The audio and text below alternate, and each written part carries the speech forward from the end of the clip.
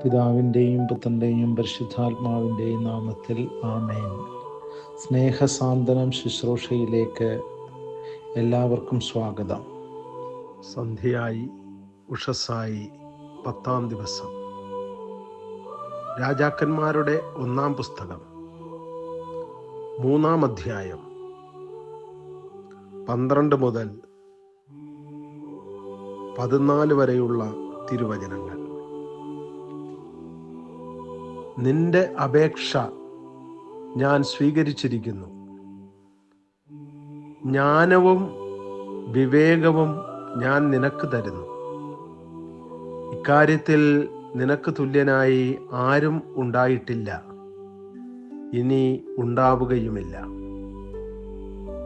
മാത്രമല്ല, നീ ചോദിക്കാത്തവ കൂടി ഞാൻ നിനക്ക് തരുന്നു. നിന്റെ ജീവിതകാലം മുഴുവൻ സമ്പത്തും മഹത്വവും മറ്റൊരു രാജാവിനും ഇല്ലാത്ത വിധം നിനക്കുണ്ടായിരിക്കും.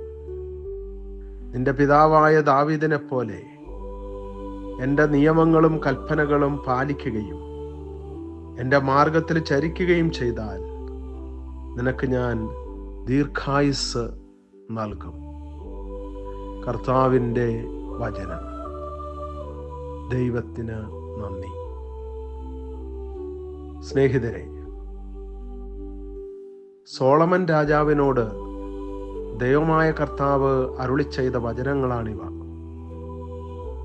ദൈവനീതിയാണ് ഐശ്വര്യവും സമ്പത്തും കൈവരുത്തുന്നത്. സോളമൻ രാജാവ് ദൈവനീതി നടപ്പിലാക്കാൻ ദൈവത്തോട് പ്രാർത്ഥിച്ചു. ദൈവമാകട്ടെ സോളമനെ അനുഗ്രഹിച്ചു. സോളമൻ രാജാവാണ് ദൈവത്തിന് ദേവാലയം പണിയുന്നത്. ജെറൂസലേം ദേവാലയം സോളമൻ രാജാവ് പണി കഴിപ്പിച്ചു. വിവേകത്തോടുകൂടെ ജനതയെ ഭരിച്ച് ദൈവനീതി നടപ്പാക്കാൻ തന്നെ അനുവദിക്കണമേ എന്ന പ്രാർത്ഥനയുടെ പരിണിത ഫലമാണ് മേൽ സൂചിപ്പിച്ച വചനങ്ങൾ. അവിടുത്തെ രാജ്യവും നീതിയും അന്വേഷിക്കുക, ബാക്കിയുള്ളതെല്ലാം ചേർത്ത് നൽകപ്പെടും എന്ന് നമ്മുടെ കർത്താവായ ഈശോ മിശിഹ പറഞ്ഞത് നമുക്കറിയാമല്ലോ. ദൈവനീതിക്ക് വേണ്ടി നാം മുന്നിട്ടിറങ്ങുമ്പോൾ നമ്മെ അനുഗമിക്കുന്നത് ദൈവത്തിൻ്റെ അനുഗ്രഹങ്ങളാണ്. ആകയാൽ നമ്മുടെ ജീവിതത്തിൽ നമുക്ക് ദൈവനീതിക്ക് പ്രാധാന്യം കൊടുത്തുകൊണ്ട് ജീവിക്കാം. എവിടെയും ദൈവനീതി നടപ്പിലാക്കുവാൻ നമുക്ക് പരിശ്രമിക്കാം. ദൈവനീതിക്ക് വേണ്ടി വിശക്കുന്നവരായി മാറാം. ഈശോ നമ്മെ ഓർമ്മപ്പെടുത്തുന്നുണ്ട്, നീതിക്ക് വേണ്ടി വിശക്കുന്നവർ ഭാഗ്യവാന്മാർ എന്ന്. ദൈവനീതിക്ക് വേണ്ടി വിശക്കുകയും ദാഹിക്കുകയും ചെയ്തുകൊണ്ട് നമ്മുടെ ഭവനങ്ങളിലും നാം വ്യാപരിക്കുന്ന ഇടങ്ങളിലും ദൈവനീതി നദി പോലെ ഒഴുകട്ടെ.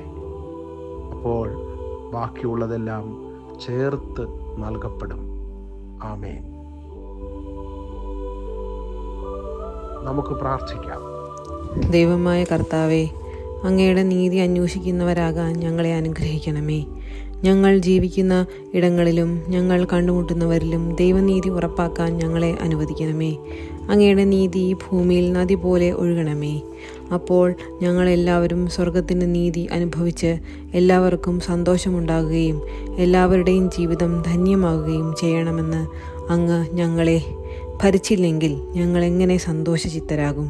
അതുകൊണ്ട് ഞങ്ങളെ അങ്ങ് ഭരിക്കുക. അങ്ങയുടെ നീതി ജലം പോലെ ഒഴുകുവാൻ അങ്ങ് ഇടയാക്കുക. ഞങ്ങളുടെ പ്രവൃത്തികളിലൂടെ, ഞങ്ങളുടെ ഇടപെടലുകളിലൂടെ അങ്ങയുടെ നീതി പ്രതിഫലിക്കുവാൻ ഞങ്ങൾക്ക് ഇടവരണമേ.